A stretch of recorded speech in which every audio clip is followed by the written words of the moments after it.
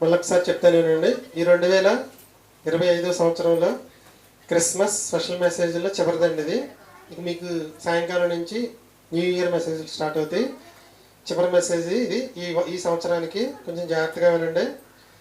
Number 1 ఏం నేర్చుకున్నామంటే కుమారుడి గురించి, మనకు కుమారుడు అనుగ్రహింపబడిన. రెండవది క్రిస్మస్ అంటే ఏమిటి 7 విషయాలు. మూడవది స్త్రీ గర్భమునందే ఎందుకు. నాలుగవది పశువుల తొట్టెలో యేసు. ఐదవది సత్రంలో స్థలము లేనందున. ఆరవది క్రిస్మస్లో గొర్రెల కాపరులు. ఏడవది క్రిస్మస్ ఆనవాలు. ఎనిమిదవది క్రిస్మస్లో దేవదూతలు. కొంచెం శ్రద్ధగా ఉండండి, బాగుంటుంది పాఠం. క్రిస్మస్లో దేవదూతలు. క్రిస్మస్లో దేవదూతలు. లోకాసువార్త 2వ అధ్యాయం 8 నుంచి 14. మీరు తీసి ఉండండి, నేను చదువుతాను. లోకాసువార్త 2వ అధ్యాయం 8 నుంచి 14 వచనాల్లో 8వ వచనంలో, ఆ దేశంలో కొందరు గొర్రెల కాపరులు పొలంలో ఉండి రాత్రి వేళ తమ మందను కాచుకొనుచుండగా ప్రభువు దూత వారి యొద్దకు వచ్చి నిలిచెను. ప్రభువు మహిమ వారి చుట్టూ ప్రకాశించినందున వారు మిక్కిలి భయపడిరి. 10వ వచనం, అయితే ఆ దూత భయపడకుడి, ఇదిగో ప్రజలందరికీ కలగబోవు మహా సంతోషకరమైన సువర్తమానము నేను మీకు తెలియజేయుచున్నాను. 11వ వచనం, అదేమిటంటే దావీదు పట్టణమందు నేడు రక్షకుడు మీ కొరకు పుట్టి ఉన్నాడు, ఈయన ప్రభువైన యేసుక్రీస్తు. 12వ వచనం, దానికి ఇదే మీ కానవాలు శిశువు పొత్తిగుడ్డలతో చుట్టి ఒక తొట్టెలో పరుండబెట్టి ఉండును. 13వ వచనం, వెంటనే పరలోక సైన్య సమూహం దూతతో కూడా ఉండి సర్వోన్నతమైన స్థలములలో దేవునికి మహిమ, ఆయనకిష్టులైన మనుషులకు భూమి మీద సమాధానము కలుగునుగాక అని దేవునికి స్తోత్రము చేయుచుండెను. దేవునికి స్తోత్రము చేయుచుండెను. ఏమంటే ఇది తెలుగు తర్జుమాలో స్తోత్రం అని రాయబడింది, కానీ ఒరిజినల్ హిబ్రీ భాషలో ఏమన్నా ఉందంటే పాట పాడారు అని రాయబడింది అంటండి. గుర్తుంచుకోండి, ఇది స్తోత్రము అంటే ఇక్కడ తర్జుమా లోపం, ఇది పాటలు పాడారంట. ఓకేనా.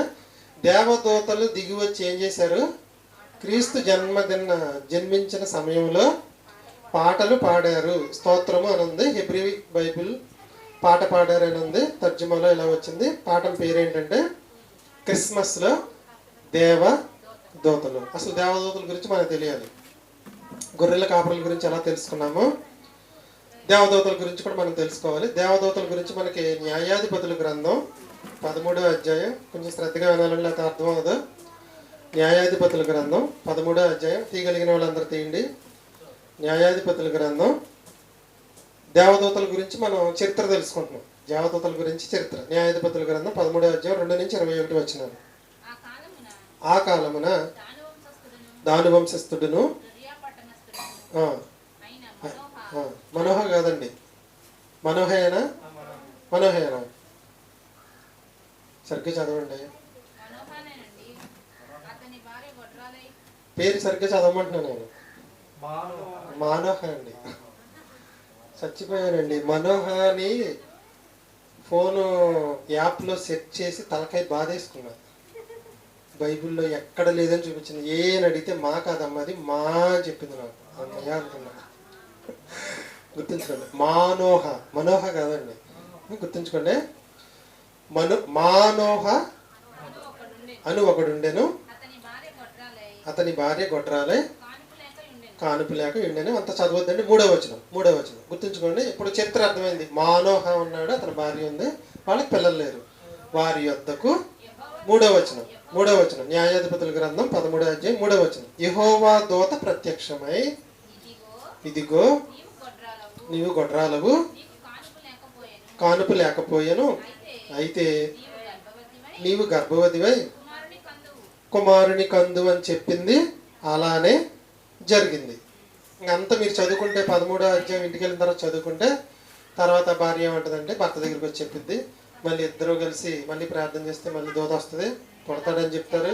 మళ్ళీ ఎలా పెంచాలని మళ్ళీ ప్రార్థన చేస్తే ఎలా పెంచాలో చెప్పిద్ది, వెళ్ళిపోద్ది. కానీ పాట పాడలేదు. గుర్తుంచుకోవాలి మీరు, పాట పాడలేదు.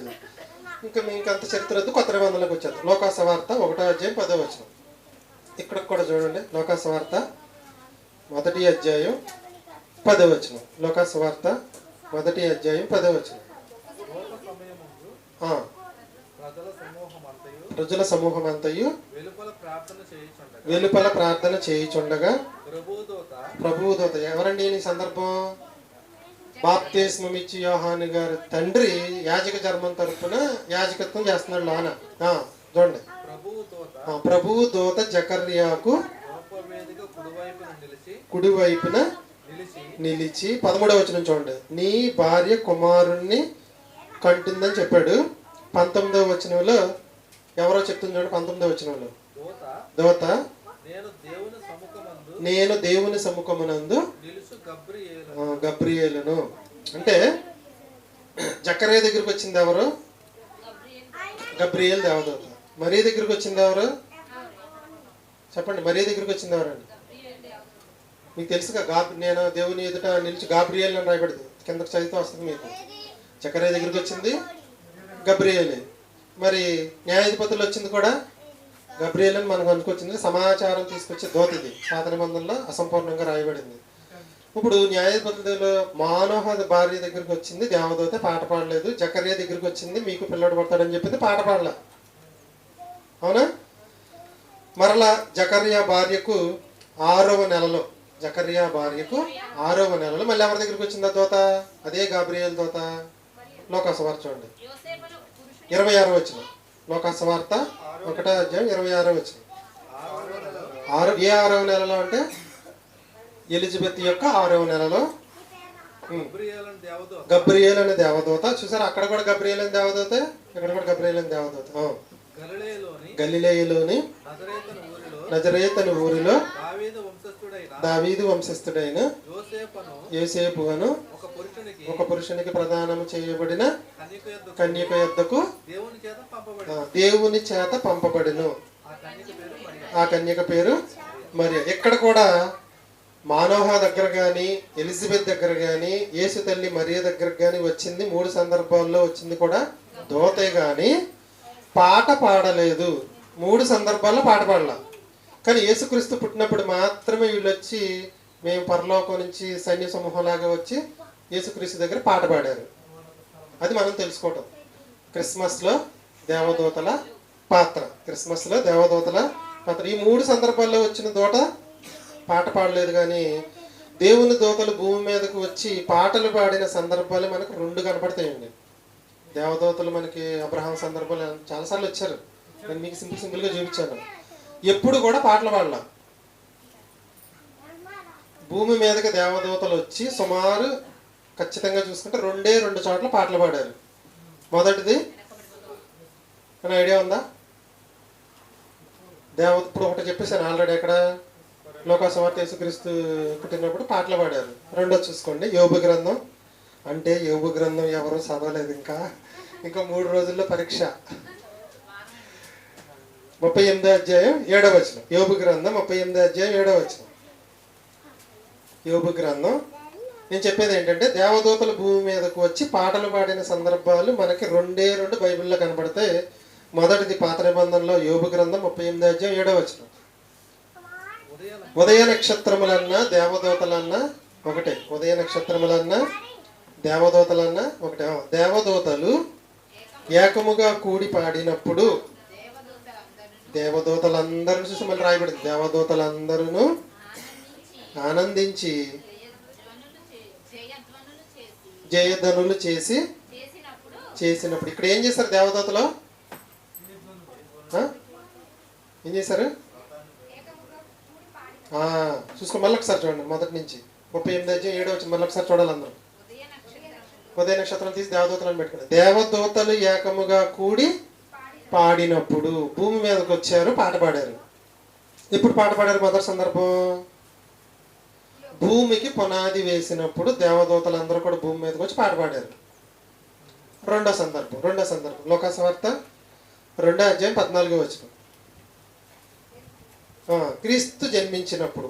మొదటిది భూమికి పునాది వేసినప్పుడు, రెండోది క్రీస్తు జన్మించినప్పుడు. సర్వోన్నతమైన స్థలములలో దేవునికి మహిమ, ఆయనకి ఇష్టలైన మనుషులకు భూమి మీద సమాధానమని పాట పాడిరని పెట్టుకోండి. మీరు స్తోత్రము తీసేసి పాట పాడిరి. ఇప్పుడు దేవదూతలను గురించి, దేవదూతల కోటాను కోట్లు అనే పరలోకలు మీ అందరికీ తెలుసు. కొన్నింటికి 2 రెక్కలు ఉంటాయి, 4 రెక్కలు ఉంటాయి, కొన్నింటికి 6 రెక్కలు ఉంటాయి. దేవదూతల పనులు వేర్లు, మహిమలు వేరువేరుగా ఉంటాయి. దేవుని సమీపంగా ఉండే దేవదూతలు మాత్రమే గొర్రెల కాపరుల దగ్గరకు వచ్చి ఏం చేసినాయి అంటే పాట పాడాయి. ఎందుకు పాడాయి అది మనం ఈరోజు క్రిస్మస్ స్పెషల్ మెసేజ్గా నేర్చుకుందాం. సంతోషంతో పాడినాయా? కోటేశ్వర అంటుంది సంతోషంతో పాడేనట్టుంది. ఇప్పుడు పొత్తిగుడ్డలతో చుట్టి మీకు ఆనవాలంటే చరిత్ర చెప్పారు, అవునా? పశువుల తొట్టెలో యేసు అంటే మీకు అసలు చరిత్ర అంతా చెప్పుకోవచ్చు. ఇప్పుడు కూడా మీకు చరిత్ర తెలియాలి. ఏ చరిత్ర తెలియాలి? ఇజ్రాయేల్ చరిత్ర తెలియాలి. కొంచెం శ్రద్ధగా వినండి. సింపుల్గా చెప్పేస్తాను. ఇజ్రాయేలీలో కొన్ని ఆచారాలు, కొన్ని కట్టడలు, కొన్ని పద్ధతులు ఉన్నాయి. ఇంటికి ఎవరైనా వస్తే కాళ్ళకు నీళ్ళు ఇవ్వాలి, తుడుచుకోవడానికి టవల్ ఇవ్వాలి. ఇప్పుడు కూడా ఉందనుకోండి మనకే.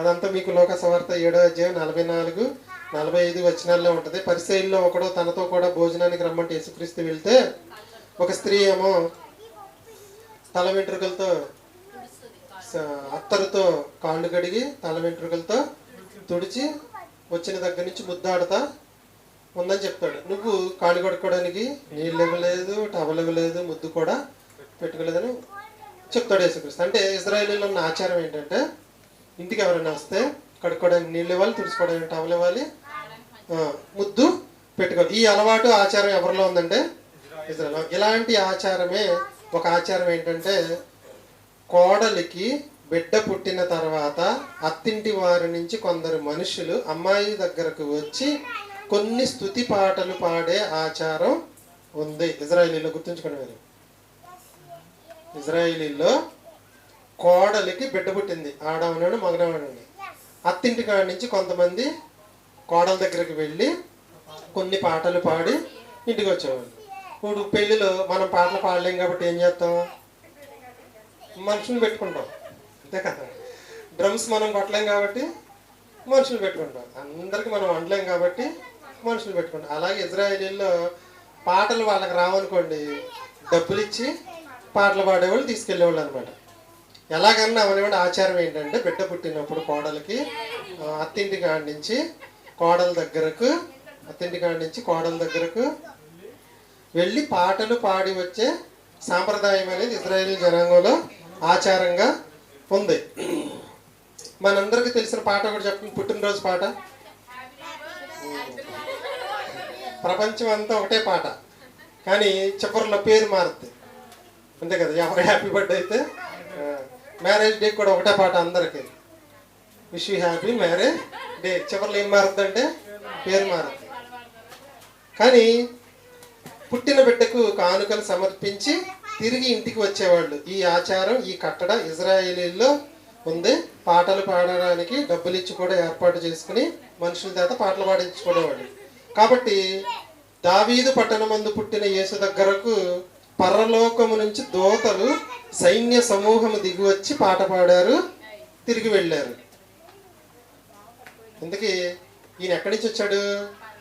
పరలోకంలో ఆల్రెడీ ఉన్నాయని వచ్చాడు. కాబట్టి పరలోకం నుంచి దేవదూతలు వచ్చి ఈయనకు పాట పాడి తిరిగి వెళ్ళిపోవడం అనేది జరిగింది. చరిత్ర అర్థమైందని సింపుల్గా చెప్పేశాను మీకు. ఎందుకు పాట పాడారు? ఎందుకు పాట పాడారండి? ఎందుకు పాట పాడారు? దేవదూతలు వచ్చి ఎందుకు పాట పాడారు? ఇజ్రాయేలీలో ఉన్న కట్టడ ఆచారం ఏంటంటే బిడ్డ పుట్టినప్పుడు అత్తింటి దగ్గర నుంచి కొందరు మనుషులు వచ్చి పాటలు పాడి కానుకలు సమర్పించి తిరిగి వెళ్ళిపోయే ఆచారం ఉంది. ఆ ఆచారం మరి ఈయనకి జరగకపోతే అవమానం కదా ఇజ్రాయేలీలో. అందుకని దేవదూతల్ని మరీ పంపించి దేవుడు పాట పాడించి వెళ్ళటం అనేది జరిగింది. మరి ఈ పాటలో ఉన్న ప్రత్యేకత 2వ అధ్యాయం 14 వచ్చిన చూడండి, లోకసువార్త. ఈ పాటలో ఉన్న ప్రత్యేకత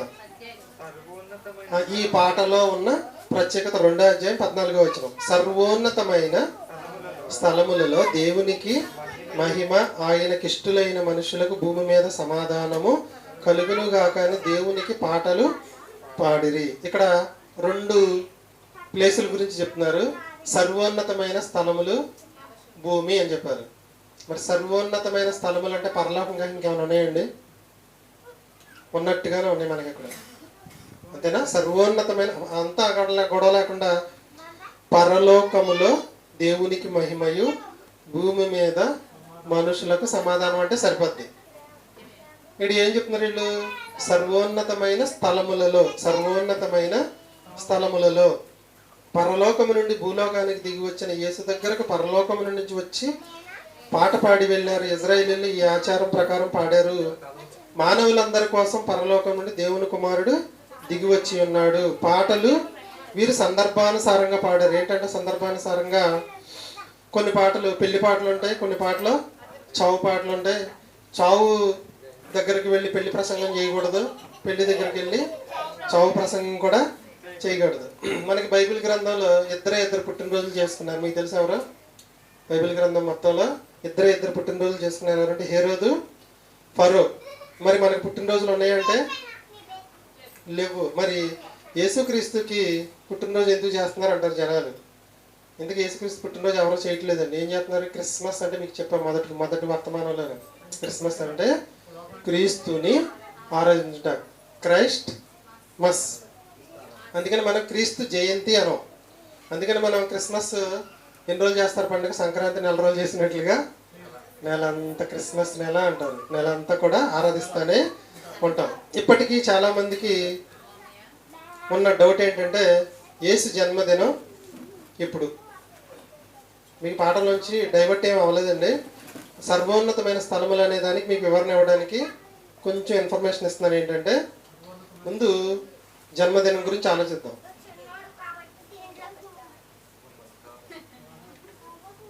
ఇక్కడ కూర్చున్న మీ అందరికి జన్మదినాలు తెలుసండి? నా డేట్ ఆఫ్ బర్త్ తెలియదండి. మీకు తెలుసో లేదు? కంటి ముందు కనపడుతున్న నా డేట్ ఆఫ్ బర్త్ నా సర్టిఫికెట్లో ఒకటి ఉంటుంది. నాకు తెలియదు, మా అమ్మకి తెలియదు, మా నాన్నకి తెలియదు, మా అమ్మమ్మకి తెలియదు, ఎవరికి తెలియదు. ఎవరైనా అడిగామనుకోండి, పుష్కరాల తర్వాత సంవత్సరం పెట్టామంటారు ఒకళ్ళు. ఇంకొకళ్ళు ఏమంటారట, ఆ సంవత్సరం వరి పంట కోతకు వచ్చిందంటారు ఒకళ్ళు. అంటే కంటికి కనపడుతున్న నా డేట్ ఆఫ్ బర్తే మన గ్రామంలో చిన్న సర్వీస్ చేస్తాం. కరెక్ట్గా డేట్ ఆఫ్ బర్త్ తెలియని వాళ్ళు ఎంతమంది ఉన్నారంటే సగం మంది పైన ఉంటారు. అంటే 2000 సంవత్సరాల క్రితం పుట్టిన ఆయన డేట్ ఆఫ్ బర్త్ ఉంటుందండి. ఇప్పుడు ఈ సంవత్సరంలో పుట్టిన పిల్లల డేట్ ఆఫ్ బర్త్ ఎప్పటికైనా ఉంటుందా? ఉంటుంది. ఎందుకంటే ప్రతిదానికి దేంతో లింక్ చేశారంటే డేట్ ఆఫ్ బర్త్ సర్టిఫికేట్తో లింక్ పెట్టారు. నీకు ఏ కావాలన్నా చదువుకోవాలని ఏం కావాలంటే డేట్ ఆఫ్ బర్త్ సర్టిఫికేట్. అంటే ఇప్పుడు పుట్టిన ప్రతి వాళ్ళకి మనం ఏం తీసుకుంటున్నామంటే డేట్ ఆఫ్ బర్త్ సర్టిఫికేట్ తీసుకుంటాం, సరిపోదు. మీ కంటికి కనిపించిన నా డేట్ ఆఫ్ బర్తే తెలియనప్పుడు 2000 సంవత్సరాల క్రితం పుట్టిన ఆయన డేట్ ఆఫ్ బర్త్ ఉంటుందా? పోనీ ఆయన రాజుగా పరిపాలించాడు అనుకోండి, రాజుల వృత్తాంతాల గ్రంథాలు ఉంటాయి, ఆ గ్రంథాల్లో రాస్తారు. ఆయనకి గ్రంథం ఏమన్నా రాశారంటే లేదు. కాబట్టి జన్మదినం ఎప్పుడనేది గుర్తుంచుకోండి, ఎవరికి కూడా తెలియదు. పుట్టినరోజు అవసరమా, జీవితం అవసరమా అంటే జీవితమే అవసరము. బాప్తిస్మం ఇచ్చు యోహాను గారు డేట్ ఆఫ్ బర్త్ పట్టుకుంటే యేసుక్రీస్తు డేట్ ఆఫ్ బర్త్ వచ్చేస్తుందండి మనకి. బాప్తిస్మం ఇచ్చు యోహాను డేట్ ఆఫ్ బర్త్ పట్టుకుంటే ఎవరు డేట్ ఆఫ్ క్రీస్తు బాప్తిస్మం ఇచ్చు యోహాను డేట్ ఆఫ్ బర్త్కి తర్వాత ఎన్ని నెలలకు పుట్టాడు మన యేసుక్రీస్తు? 6 నెలలకు పుట్టాడు.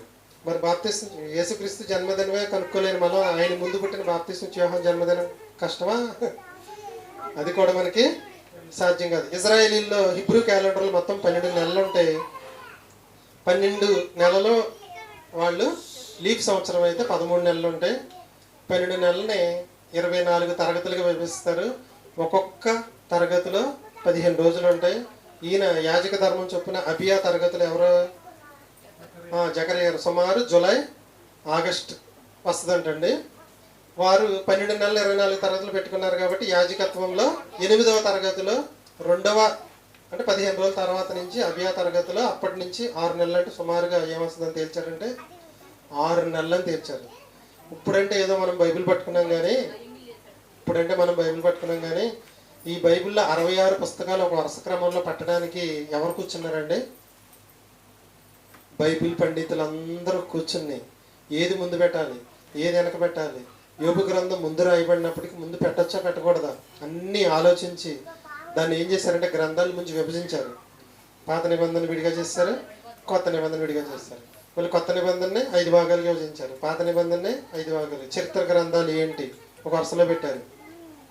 ప్రారంభ గ్రంథాలు ఏంటి ఒక వరుసలో పెట్టారు, ధర్మశాస్త్ర గ్రంథాలు ఏంటి ఒక వరుసలో పెట్టారు, జ్ఞాన గ్రంథాలని ఒక వరుసలో పెట్టారు. అలా పెట్టి డిసెంబర్ 25న క్రీస్తు జన్మదినం అని ప్రపంచవ్యాప్తంగా జరిపిస్తున్నారు. ఏమీ తెలిసి తెలియక చేయించారంటారా? నేను ఏమి లెక్క లేకుండా చేయించేశారంటారా? దీనికి కూడా వాళ్ళ పండితులందరికీ కూర్చుని ఏదో చేసే ఉంటారా ఉండరా? వాళ్ళ లెక్కల ప్రకారం ఎప్పుడు వచ్చిందంటే డిసెంబర్ నెలలో వస్తుందని తేల్చారు.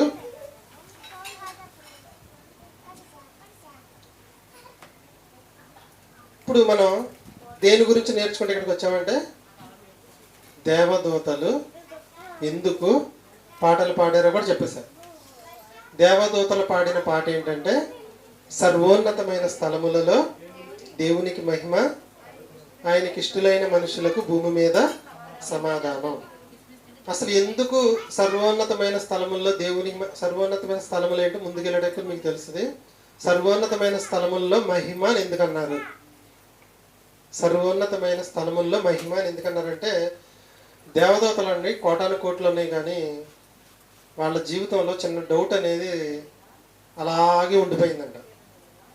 దేవదూతలకి ఒక డౌట్ అనేది వాళ్ళ మైండ్లో అలాగే ఉండిపోయిందండి. ఏంటంటే డౌట్, చిన్న ఆలోచన చేసిన మా తోటి దేవదూతనే తీసుకెళ్ళి నరకంలో పడేసి శిక్ష అమలు పరిచేశాడు కదా, దేవుడు ప్రేమమయుడు అంటాడు కదా, ప్రేమ చూపలేకపోయాడు అని డౌట్ ఉందంట వాళ్ళ మైండ్లో. ఎవరి మైండ్లో? దేవదూతల మైండ్లో. మాలాంటి దేవదూత ఏమీ చేయలే, తన మనసులో అనుకుందంట.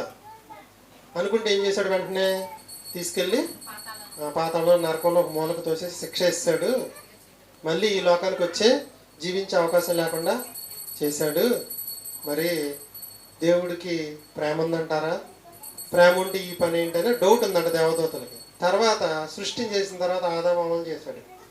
చిన్న పండు తెంపినందుకే ఏదేని వనం నుంచి బయటికి గంటేసి మీ సావు మీరు సావండి అన్నాడు. అసలు ఈయనకి ప్రేమ ఉందా అనే డౌట్ దేవదూతల్లో పుట్టినప్పటి నుంచి దేవుడి మీద ఇంకో డౌట్ అంట. ఏంటి డౌట్?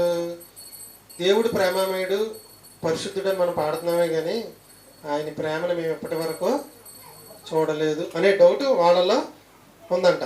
ఆ డౌట్ ఎప్పుడు తీరిందంటే యేసుక్రీస్తు జననంతో ఆ డౌట్ తీరిపోయిందంట. సర్వలోక పాపం తీసివేయడానికి తన కుమారుణ్ణి బలి చేస్తున్నాడని. మరి ఇంతకీ సర్వోన్నతమైన స్థలములు అంటే సర్వోన్నతమైన స్థలములు అంటే సర్వోన్నతమైన స్థలములు అంటే ఏంటి? సర్వోన్నతమైన స్థలములు అంటే ఏంటి? సర్వోన్నతమైన స్థలములు పరలోకం అనేది ఒకటే కదా. మరి సర్వోన్నతమైన స్థలముల్లో దేవునికి మహిమ ఏంటి? పాటల్లో పాడిన పాటలు ఏముందంటే మంచి అర్థం ఉంది. ఏంటంటే సర్వోన్నతమైన, సర్వోన్నతుడు ఎవరు? రిఫరెన్స్ చూపించమంటారు? అక్కర్లేదు, ఒక డౌట్ లేదు. కీర్తన గ్రంథంలో ఉంటుంది, ఆదికాండంలో కూడా ఉంటుంది. సర్వోన్నతుడైన దేవుడు సర్వోన్నతమైన స్థలములలో. పరలోకం ఉంటాయి కదా, మళ్ళీ స్థలాలు ఏంటి? ఇదే విషయాన్ని యేసుక్రీస్తు ప్రభుల వారు వెళ్ళిపోతూ సువార్త ప్రకటిస్తూ చివరిలో చెప్పారు, నేను మీకు వెళ్ళి ఆ స్థలములను సిద్ధపరచ వెళ్ళుచున్నాను అన్నాడు. మరి స్థలములు ఏంటి? పరలోకం ఏంటి? భారతదేశం అన్నా 28 రాష్ట్రాలన్నా ఒకటేనా కాదా? ఒకటే. సర్వోన్నతమైన స్థలములు అన్నా ఒక మాటలో, పరలోకం అన్నా ఒకటే. అర్థమైందండి మీకు? అర్థం లేదా? స్థలాలు ఉన్నాయి లేవో పరలోకంలో? ఉన్నాయి. అది మనకు తెలియడం కోసం ఆ మాట రాయించడం అనేది జరిగింది. సర్వోన్నతమైన స్థలములు అంటే పరలోకము. ఇప్పుడు సర్వోన్నతమైన స్థలములు తీసేసి పరలోకం పెట్టుకోండి, చదవండి. ఇప్పుడు పరలోకంలో అది వాక్య భావాన్ని నేర్చుకోవటం అంటే అది. పరలోకంలో దేవునికి మహిమ. దేని ద్వారా దేవుడికి మహిమ వచ్చింది? ఇప్పుడు యేసుక్రీస్తు ఎందుకు జన్మించాడు? చచ్చిపోవడానికి సిలువ. ఇప్పుడు ఇదంతా దూతలకు చెప్పకుండానే జరిగిపోద్దండి. మొత్తం అంతా కూడా వాళ్ళకి తెలియకుండా ఏమీ ఉండదు. ఈ యేసుక్రీస్తు జననం జరిగిన తర్వాత వాళ్ళకి అర్థమైంది ఏంటంటే కరుణమయుడు, దయామయుడు, ప్రేమమయుడు ఏంటో ఇప్పుడు మాకు అర్థం అవుతుందని వాళ్ళకున్న డౌట్ యేసుక్రీస్తు జననంతో తీరిపోయింది. ఇందుకోసం కుమారుడు రావటం అనేది జరిగిందని. అందుకని అప్పుడు ఎలుగెత్తి పాడారు ఏమనంటే సర్వోన్నతమైన స్థలముల్లో దేవునికి మహిమ. ఒక మాటలో పరలోకంలో దేవునికి మహిమ. 28 రాష్ట్రాల ప్రజలు, భారతదేశ ప్రజలు. రెండు ఒకటేనా కాదా? రెండు ఒకటి. తర్వాత చూడండి, భూమి మీద ఆయనకిష్టులైన మనుషులకు సమాధానం. అప్పటి వరకు సమాధానం లేదండి, లేదు. పాపానికి పరిహారం లేదు. యేసుక్రీస్తు జననంతోనే సమాధానం అనేది వచ్చింది. క్రీస్తు పుట్టుకతో పరలోకంలో మహిమ, భూలోకంలో సమాధానము ఒకేసారి జరిగింది. ఆ జరిగిన సందర్భానుసారమైన పాటేనండి ఇది. సందర్భానికి తగిన పాట కదా, సందర్భానుసారమైన పని. ఒకటి భూమికి పునాది వేసినప్పుడు పాడారు, రెండోది క్రీస్తు జన్మించినప్పుడు పాడారు. గుర్తుంచుకోండి మైండ్లో, రెండు సందర్భాల్లోనే పాడారు. దేవదూతలు కన్నా డౌట్ ఏం చెప్పారు మీకు? ప్రేమమయుడు కదా, మనలో కొన్ని దేవదూతల పాపం చేస్తే అగాధంలో బంధించడం ఏంటి, క్షమించడా? ఆదాము తప్పు చేసిన వారి పట్ల కూడా అలాగే ప్రవర్తించాడు. క్షమాపణ అనేది ఆయన జీవితంలో లేదు అని ఫిక్స్ అయిపోయారు దేవదూతలు. డౌట్గా అలాగే ఉండిపోయింది. దేవుని దృష్టిలో అసలు భయంకరమైన పాపం అంటే ఏంటి? మొన్న ఆదివారం నైట్ కొన్ని చెప్పాను మీకు. ఎందుకు దేవదూత తప్పు చేసినప్పుడు క్షమించకుండా నరకంలో పడేశాడు? క్షమించవచ్చు కదా, అది మీకు చెప్పి ముందుకెళ్దాం. ఓకేనండి? దేవదూత చేసిన తప్పేంటి, దేవుడు ఎందుకు దాన్ని క్షమించలేకపోయాడు? మనం మీకు చెప్పాను 10 ఆజ్ఞల్లో వ్యభిచారం అనే ఆజ్ఞ దేవుడికి చాలా కోపం వస్తుంది, అవసరమైతే కాల్చవతలు పడేస్తారని చెప్పే క్రితం నైట్. 10 ఆజ్ఞల్లో వ్యభిచారం అనే దేవునికి బాగా కోపం వచ్చే పాపం, ఇమీడియట్గా యాక్షన్ తీసుకుంటాడు. బైబిల్ గ్రంథం నుంచి 10 ఆజ్ఞల ప్రకారం కాదు, బైబిల్ గ్రంథం మొత్తంలో దేవుడు మనకిచ్చిన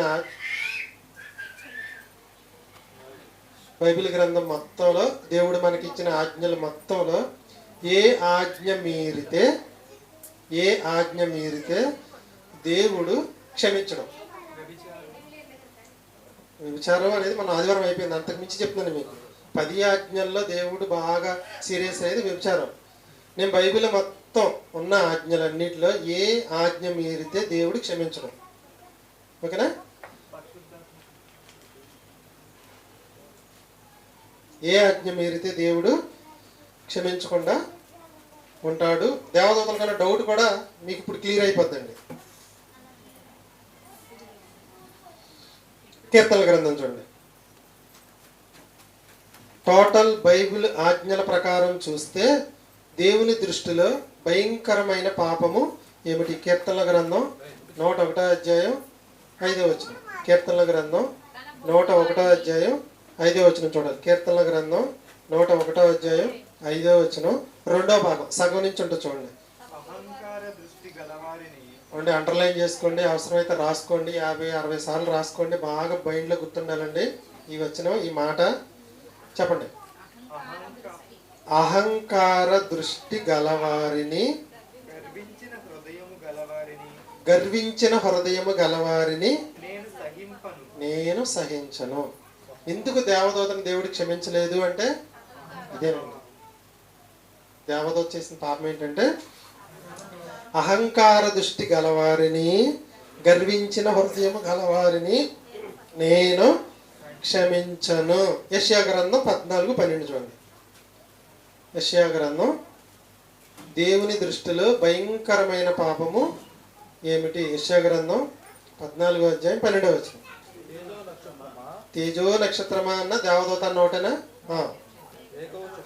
దేవదూత నీవెట్లు ఆకాశం నుండి పడితివి, జనములను పడగొట్టిన నీవు ఎట్లు నరకబడితివి, నేను ఆకాశమునకు ఎక్కిపోయేదను, దేవుని నక్షత్రమునకు పైగా నా సింహాసనమును హెచ్చించుకుందునని ఉత్తర దిక్కునున్న సభాపర్వతము మీద కూర్చుందునని మేఘమండలం మీదకి ఎక్కుదును, మహోన్నతునితో చేసుకొందునని నీవు మనసులో అనుకుంటివి కదా. పాతాళమునకు నరకంలో ఒక మూలకు తోయబెడితే. 15 వరకు చదివారా? అంటే పైన మనం చదివిన అహంకార దృష్టి, గర్వించిన హృదయం వచ్చినాయా రాలేదా? ఎవరికి వచ్చినాయి? అపవాదికి వచ్చినాయి. ఇంకొక మీకు ఇక్కడ వివరణ చెప్పి ముందుకెళ్తాను నేను. దేవుడికి అసహ్యమైనవి సామెతల గ్రంథం 8వ అధ్యాయం 13వ వచనం చూడండి ఒకసారి. సామెతల గ్రంథం 8వ అధ్యాయం 13వ వచనం. దేవుని దృష్టిలో భయంకరమైన పాపాలండి ఇవి. సామెతల గ్రంథం 8వ అధ్యాయం 13వ వచనం సగం నుంచి ఉంటుంది చూడండి. ఇక్కడ సేమ్ ఏమొచ్చింది ఇక్కడ కూడా? గర్వము, అహంకారము. గర్వము, అహంకారము. నాకు గర్వం ఉన్నా మీకు గర్వం ఉన్నా, నాకు అహంకారం ఉన్నా మీకు అహంకారం ఉన్నా మట్టి కొట్టుకుపోతామని అర్థం అండి. అస్సలు ఒప్పుకోడు దేవుడు. అర్థం. చాలా జాగ్రత్తగా ఉండాలి. గర్వము, అహంకారం. కొంచెం పెంచి రాశారు చూడండి. దుర్మార్గత, కుటిలమైన మాటలు దేవునికి అసహ్యములు. దేవుడు వీటిని సహించడు. దేవుడు వీటిని సహించడు. 10 ఆజ్ఞలు మీరిన దేవుడు కొంచెం క్షమించవచ్చు. కానీ ఈయనకి గర్వము, అహంకారం అంటే ఎక్కువ ఫోకస్ పెడతాడంట దేవుడు. ఎవరైనా గర్వంగా ఉన్నారా, అహంకారంగా ఉన్నాడంటే వీటి తాట తీయాలని దేవుడు చూస్తాడు. సామెతల గ్రంథం చూడండి ఒకసారి. 1వ సమూయేలు గ్రంథం చూడండి. 1వ సమూయేలు గ్రంథం 2వ అధ్యాయం 3వ వచనం. క్రిస్మస్లో దేవదూతల గురించి మనం నేర్చుకుంటున్నాం. వాళ్ళ చరిత్ర అంతా నేర్చుకుంటున్నాం. 1వ సమూయేలు గ్రంథం 2వ అధ్యాయం 3వ వచనం. యెహోవా అనంత జ్ఞానియగు దేవుడు, ఆయనే క్రియలను పరీక్షించువాడు. గర్వముగా మాటలాడుకుడి, గర్వపు మాటలు మీ నోట రాని. ఇక్కడ మన నోట్లోంచి అసలు గర్వపు మాట అనేదే రాకూడదంట. సామెతల గ్రంథం 16వ అధ్యాయం 18వ వచనం. సామెతల గ్రంథం 16వ అధ్యాయం 18వ వచనం. సామెతల గ్రంథం 16వ అధ్యాయం 18వ వచనం. సామెతల గ్రంథం చూసుకోండి. నాశనమునకు ముందు గర్వము నడుచును, పడిపోవుటకు ముందు. సామెతల గ్రంథం 16వ అధ్యాయం 18వ వచనం. సామెతల గ్రంథం 16వ అధ్యాయం 18వ వచనం. నాశనమునకు ముందు గర్వము నడుచును, పడిపోవుటకు ముందు అహంకారము నడుచును. ఇప్పుడు చూసుకుంటే దేవుడు సహించింది ఏంటండి? గర్వము, అహంకారము. ఈ విషయంలో చాలా జాగ్రత్త తీసుకోవాలి. ఇంతకీ ఆ సాతానుని దేవుడు క్షమించకపోవడానికి కారణం ఏంటి? సహించడంట. ఈ రెండు మాత్రం దేవుడు అస్సలు సహించడంట. కానీ మనుషుల్లో ఎవరైనా గర్వంగా మాట్లాడితే దేవుడు ఏం చేస్తాడు చూడండి ఒకసారి. ఇర్మియా గ్రంథం 13వ అధ్యాయం 17వ వచనం. ఇర్మియా గ్రంథం 13వ అధ్యాయం 17వ వచనం. ఇర్మియా గ్రంథం 13వ అధ్యాయం 17వ వచనం. ఇర్మియా గ్రంథం 13వ అధ్యాయం 17వ వచనం. అయినను ఆ మాట విననొల్లని ఎడల మీ గర్వమును బట్టి నేను చాటున. మనం గర్వంగా మాట్లాడితే దేవుడు ఏం చేస్తాడంటండి? చాటును ఏడుస్తాడంట. దేవదూతలు గర్వంగా ఉంటే ఏం చేశాడు? ఇమీడియట్లీగా శిక్ష అమలు చేస్తాడు. ఎందుకంటే వాళ్ళు సేవకులు, మనం ఎవరం అంటే కుమారులం. ఇప్పుడు మనం పాటలోకి వెళ్దాం. దేవుని దృష్టిలో భయంకరమైన పాపం ఏంటి? గర్వపు మాటలు, అహంకారపు మాటలు. మరి దేవుడు దీనికి క్షమాగుణం కలవాడు కదా, మరి క్షమించలేడు అని అప్పటి నుంచి వాళ్ళకు ఉన్న డౌట్. తర్వాత రాయబడిన మాటలు బట్టి వాళ్ళకి ఏమర్థమైందంటే, ఏమర్థమైంది? కుమారుణ్ణి బలిస్తున్నాడు. ఆ కుమారుడి జననం జరిగిన తర్వాత మనం ఇక్కడికి వచ్చామని ఒక్కసారి ఉన్నతమైన స్థలములలో, సర్వోన్నతమైన స్థలములలో మహిమ వచ్చిందండి. దేవదూతలందరికీ ఉన్న డౌట్ ఏమైపోయిందంటే క్రీస్తు పుట్టుకతో క్లియర్ అయిపోయింది. అప్పుడు పాడరేమని, సర్వోన్నతమైన స్థలముల్లో దేవునికి మహిమ. సర్వలోక పాప పరిహారార్థం ఆయన కుమారుడిని బలి చేస్తూ మనుషులందరి పాపాలను ఏం చేస్తున్నాడంటే తీసేస్తున్నాడని ఎవరికి అర్థమైందండి? దేవదూతలకి అర్థమైంది. దేవదూతలకు క్రీస్తు జననం ద్వారా వాళ్ళలో ఉన్న డౌట్లు మొత్తం తీరిపోయినాయి అంటండి. దేవదూతలకు ఉన్న డౌట్లు మొత్తం క్రీస్తు జననంతో అన్నీ తీరిపోయినాయి. తర్వాత దేని గురించి పాడారు వాళ్ళు? రెండు మాటలు పాటలాగా పాడారు. మళ్ళీ లోకం వార్త 2వ అధ్యాయం.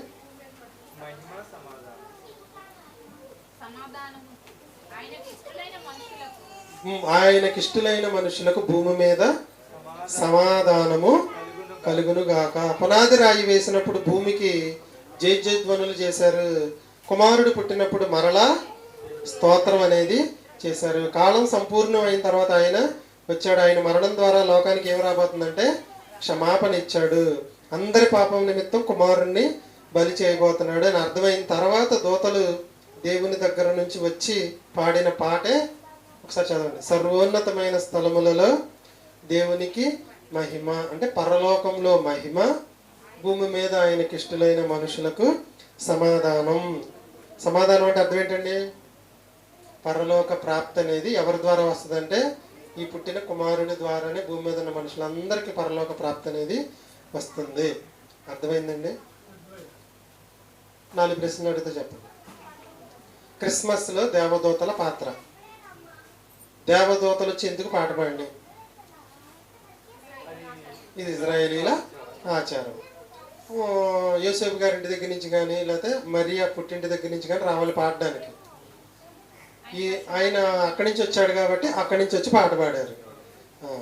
పాడేవాళ్ళు పరలోకంలో మహిమ అనకుండా సర్వోన్నతమైన స్థలములను ఎందుకన్నారంటే యేసుక్రీస్తు కూడా ఏమన్నాడంటే మీకు స్థలాన్ని సిద్ధం చేయడానికి వెళ్తున్నాను. 28 రాష్ట్రాలన్నా భారతదేశం అన్నా ఒకటే. ఎందుకు పాడారంటే అది వాళ్ళ యొక్క ఆచారం. మరి పాట ఎలా పాడారు? వాళ్ళు సమయోచితంగానే పాడారు. సమయోచితంగానే పాడారు. క్రిస్మస్లో దేవ దూతలు వాళ్ళకున్న అనుమానాలన్నీ కూడా క్రీస్తు జననంతో తీరిపోయినవి. క్రిస్మస్లో దేవదూతలు కూర్చిన వివరణ. దీని మీద నేను ఏం చేశానంటే చిన్న పాట ఒకటి రాసి రిలీజ్ కూడా చేస్తానండి. పాట ఏంటంటే పాట రాయడానికి ముడిసరిగ్గా ఒక వచనమే తీసుకున్నా, ఒక మొక్కే తీసుకున్నా. ఏంటా మొక్క? ఇప్పుడు చదవండి ఒకసారి. వాళ్ళు పాడిన పాటనే నేను పాట కట్టానండి. పరలోకం నుంచి వచ్చి దేవదూతలు ఒక పాట పాడారు. ఆ పాటనే నేను 6 నిమిషాల పాటగా తయారు చేశాను. ఒక్కసారి మళ్ళీ చూడండి. పరలోకం నుంచి దేవదూతలు వచ్చి యేసుక్రీస్తు దగ్గర పాడిన పాట. క్రిస్మస్ పాటేనంటారు. ఇది క్రిస్మస్ పాటే. సర్వోన్నతమైన స్థలములలో దేవునికి మహిమయు. ఇంతకీ మహిమ అంటే ఏంటి? మహిమ అంటే ఏంటి? మహిమ అనే పదం సంస్కృత భాష నుంచి మూలం నుంచి వచ్చిందండి. దీనికి తెలుగు కరెక్ట్ అర్థం ఏంటంటే గొప్పతనం, మహత్యం, కీర్తి, ప్రభావము, అద్భుతము, దివ్యత్వము. ఈ అర్థాలన్నిట్లు కలిపి సంస్కృతం వచ్చిన పదం ఏంటంటే మహిమ. ఎవరికి మహిమ? దేవునికి మహిమ. అంటే దేవుని గొప్పతనం, దేవుని పవిత్రతను గురించి తెలియజేయడం. దేవుని మహిమ అంటే అర్థం ఏంటంటే దేవునికే గొప్ప, దేవుడే గొప్ప అని అర్థం. మరి సర్వోన్నతుడు దేవుడు అని అనడానికి ఒక రెఫరెన్స్ చూపించి నేను పాట చేసి ముగించేస్తాను. ఆ అపోస్తుల కార్యాలు 7వ అధ్యాయం 50వ వచనం. అపోస్తుల కార్యాలు 7వ అధ్యాయం 50వ వచనం. అపోస్తుల కార్యాలు 7వ అధ్యాయం. ఇది మనకు బాగా నలిగిన రెఫరెన్స్. అపోస్తుల కార్యాలు 7వ అధ్యాయం 50వ వచనం అనేది. ఆకాశమున నా సింహాసనం తెలిసిందే కదా ఈ రెఫరెన్స్. ఆకాశ నా సింహాసనం, భూమి నా పాదపీఠం. అపోస్తుల కార్యాలు 7వ అధ్యాయం 50వ వచనం. మళ్ళీ మొదటి నుంచి అపోస్తుల కార్యాలు 7వ అధ్యాయం 50వ వచనం. ఆకాశము నా సింహాసనము, భూమి నా పాదపీఠము, మీరు నా కొరకు ఎలాంటి మందిరము కట్టుదురు, నా విశ్రాంతి స్థలమేది, ఇవన్నీ నా హస్తకృతములు కావా అని ప్రభువు చెప్పుచున్నాడు అని ప్రవక్త పలికిన ప్రకారము సర్వోన్నతుడు, సర్వోన్నతమైన స్థలములు. అర్థమైందండి? సర్వోన్నతుడు, సర్వోన్నతమైన స్థలములు. ఇదే మీకు ఆదికాండం 14:19 కూడా ఉంటుంది, సర్వోన్నతుడైన దేవుడు అని. సర్వోన్నతమైన స్థలముల్లో దేవునికి మహిమ, ఆయనకి ఇష్టలైన మనుషులకు భూమి మీద సమాధానము. ఇది మహిమకు సంబంధించిన పాట కాబట్టి మహిమ మహిమ మహిమ దేవునికే మహిమ, సర్వోన్నతునికే మహిమ, ఆయనకిష్టులైన మనుషులకు భూమి మీద సమాధానము. మరి చరణాలు ఏం రాద్దాం? చరణాలు ఏమి లేవు, మ్యాటర్ లేదు కదా. ఇప్పుడు అక్కడ మ్యాటర్ అయినా వాళ్ళు వచ్చి పలికింది, రెండు వచనాలు పలికి వెళ్ళిపోయారు వాళ్ళు బాగానే. ఇప్పుడు దాన్ని పాట కట్టాలంటే పల్లవి రావాలి, మనకి చరణాలు రావాలి, రెండో చరణం రావాలి, మూడో చరణం రావాలి, నాలుగో చరణం రావాలి, 2 చరణాలు రావాలి. చరణాలు ఏమి లేవు అక్కడ. అది పల్లవి. మహిమ మహిమ మహిమ దేవునికే మహిమ, సర్వోన్నతినికే మహిమ, ఆయనకిష్టులైన మనుషులకు, సర్వోన్నతమైన స్థలములలో దేవునికే మహిమ, ఆయనకిష్టులైన మనుషులకు భూమి మీద సమాధానము. మరి దాన్ని తిప్పి తిప్పి చరణాలు చేశారు. ఎలాగంటే దావీదు పట్టణమందు మహిమ మహిమ మహిమ దేవునికే మహిమ, సర్వోన్నతునికే మహిమ, దావీదు పట్టణమందు రక్షకుని జననముతో సర్వోన్నతమైన స్థలముల్లో మహిమ, భూమి మీద ఆయనకి ఇష్టలైన మనుషులకు సమాధానం. అదే ఇక్కడ వచ్చిందో రాదు, ముక్కు మారిందంతే. తర్వాత దేవుడిగా మనకు తోడుండే ఇమ్మానుయేలు జననముతో సర్వోన్నతమైన స్థలముల్లో దేవునికి మహిమ, ఆయనకి ఇష్టలైన మనుషులకు భూమి మీద సమాధానం. ప్రజలను వారి పాపం నుండి రక్షించి యేసు జననముతో సర్వోన్నతమైన స్థలముల్లో దేవునికి మహిమ, ఆయనకి ఇష్టలైన మనుషులకు భూమి మీద సమాధానం. ఇప్పుడు అర్థమైందంటే పాట. ఒకసారి వేస్తాను పాట, అందరూ కొంచెం పాడుతూ వినండి.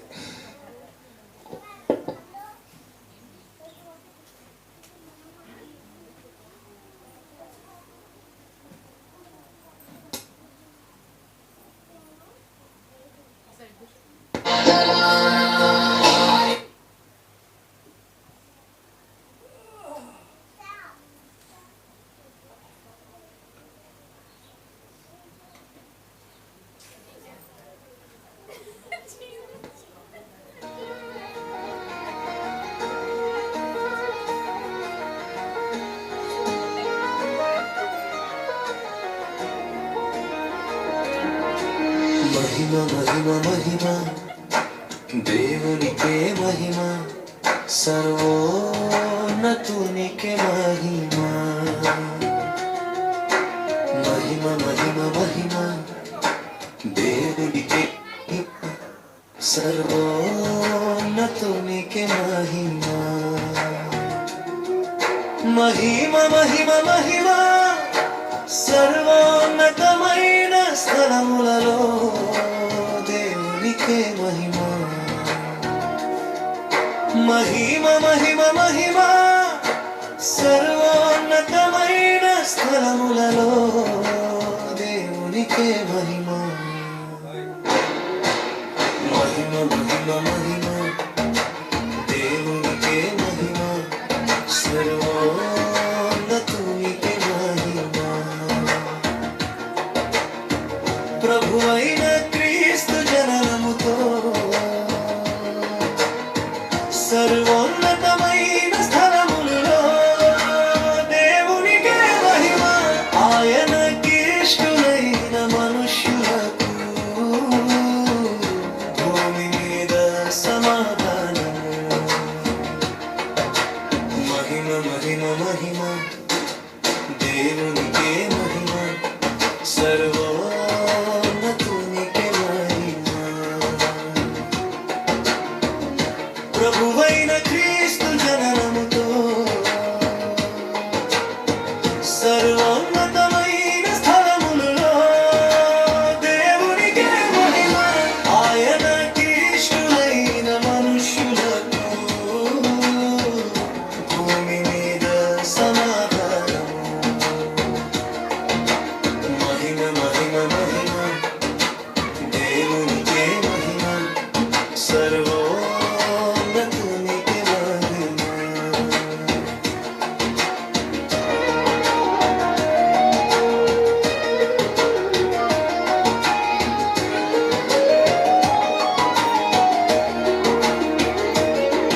దావీదు పట్టణమందు రక్షకుని జననముతో సర్వోన్నతమైన స్థలములలో దేవునికే మహిమ, ఆయనకి ఇష్టులైన మనుష్యులకు భూమి మీద సమాధానము. మహిమ మహిమ మహిమ దేవునికే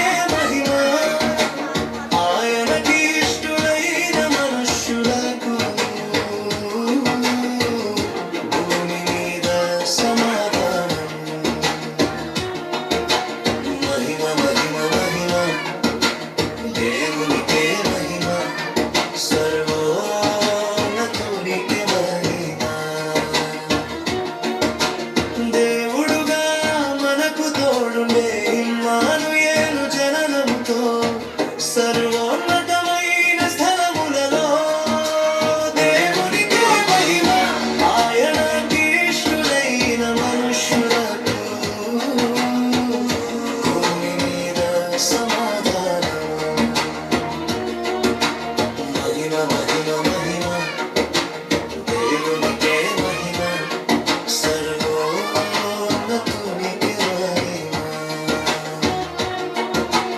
దేవుడుగా మనకు తోడుండే ఇమ్మానుయేలు జననంతో సర్వోన్నతమైన స్థలములలో దేవునికే మహిమ ఆయనకి ఇష్టులైన మనుష్యులకు భూమి మీద సమాధానం మహిమ మహిమ మహిమ దేవునికే మహిమ సర్వోన్నతునికే మహిమ ప్రజలను వారి పాపముల నుండి రక్షించు యేసు జననముతో సర్వోన్నతమైన స్థలములలో దేవునికే మహిమ ఆయనకి ఇష్టులైన మనుష్యులకు భూమి మీద సమాధానం మహిమ మహిమ మహిమ దేవునికే మహిమ సర్వోన్నతునికే మహిమ ప్రజలను వారి పాపముల నుండి రక్షించు యేసు జననముతో సర్వోన్నతమైన స్థలములలో దేవునికే మహిమ ఆయనకి ఇష్టులైన మనుష్యులకు భూమి మీద సమాధానం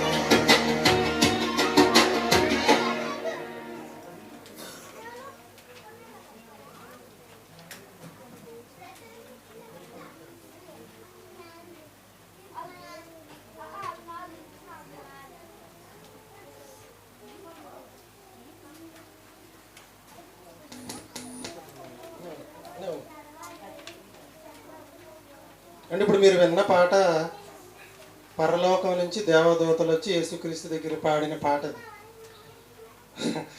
నేను పాడింది కాదు, నేను రాసింది కాదు.